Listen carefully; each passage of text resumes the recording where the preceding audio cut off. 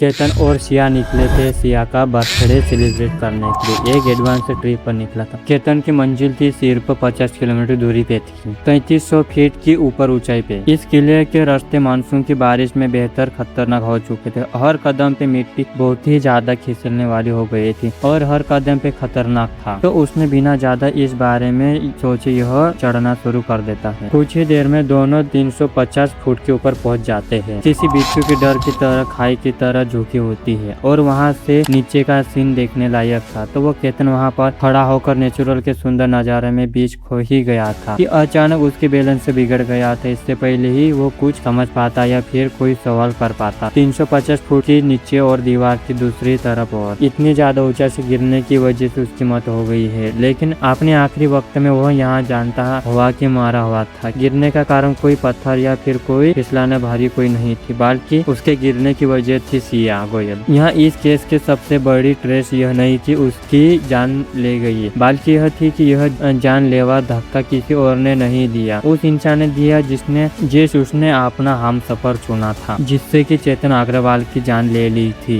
यह पहली बार नहीं हुआ था जब सिया ने चेतन को मारने की कोशिश करी थी। पुलिस केस के 4 दिन पहले ही हो गया। चेतन को लेकर इस जगह पे आई थी। उसने मौका देख के धक्का मारने की कोशिश करी थी उसने, लेकिन किस्मत से एक चेतन ने एक पेड़ के सहारे नीचे गिरने से बच गया था। उसी के सही सलामत देखकर सिया ने एक रोने का नाटक बनाई और उसने बोली कि आपको सांप काटने वाला था, इसलिए मैंने धक्का मारी थी आपको। क्योंकि केतन ने सिया से बहुत प्यार करता था, उस पर भरोसा करता था, तो उसने बिना ज्यादा सोचे उसकी बात मान ली। सिया की बात, उसकी जान कोई और नहीं लेने वाला था, सांप नहीं लेने वाला था, बल्कि उसकी खुद की मंगेतर लेने चाहती थी। केतन एक बहुत ही रिच बैकग्राउंड से आता था। वो देखने में भी काफी अच्छा था और सिया से बहुत प्यार करने लगा था। उसके बर्थडे के लिए बड़े रोमांटिक और महंगा सरप्राइज करके रखा था। लेकिन फिर ऐसा क्या हुआ कि सिया ने इतना ज्यादा प्यार करने वाले आदमी को ही जान ले ली। चेतन एक ऐसा उनका परिवार में एक लौता बेटा था कि बहुत अच्छा बेटा था, एक सक्सेसफुल ग्रुप की ओर था। वो पूरे अपने फैमिली के साथ ही रहता था पहले से ही। चेतन बचपन से ही एक काफी ज्यादा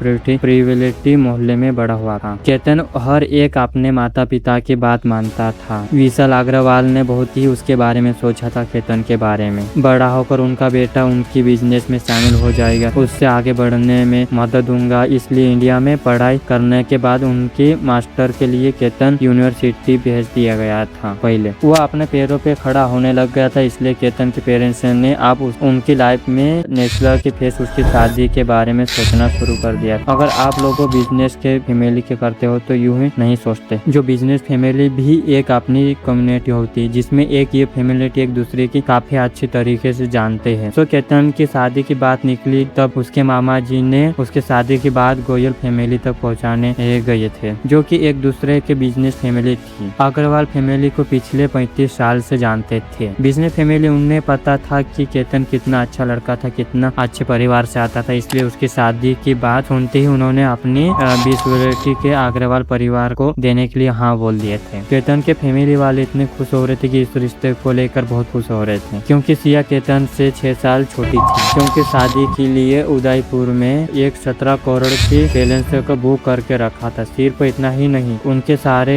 गेस्ट हाउस के लिए पहले से ही बुकिंग थे। केतन भी इस शादी को लेकर बहुत खुश थे और सिया को अपना लाइफ पार्टनर मानना शुरू कर दिया था। सिया और केतन की शादी के फिक्स होने के बाद ही सिया अग्रवाल फैमिली के घर आना जाना रहता था। कभी डिनर, कभी शॉपिंग के लिए जाते थे। सब कुछ चल रहा था उनके बीच में। सब साथ मिलकर आना जाना, घूमना फिरना सब कर रहे थे। लोहगढ़ किले के पास जाने के लिए एंट्री करवाना रहता, लेकिन वहाँ पे एंट्री नहीं करवाया है और डायरेक्ट चले गया, क्योंकि सिक्योरिटी गार्ड को यही बोल के गया है कि मुझे एक्सरसाइज करना है और मैं एक्सरसाइज करके वापस आता, यूँ बोल के गया था उसने। और ऐसे कपड़े पहन के गया था कि एक्सरसाइज के हिसाब से गया था उसने। अच्छे से मास्क वगैरह बांध के गया था और बैग वगैरह लेके गया था, जैसे एक्सरसाइज करने के लिए जाती उस हिसाब से गया था उसने। और सिक्योरिटी गार्ड को डाउट भी नहीं हुआ कि ये एक्सरसाइज करने के लिए जा रहा है, ये सोचा था, इसलिए उसको जाने दिया था।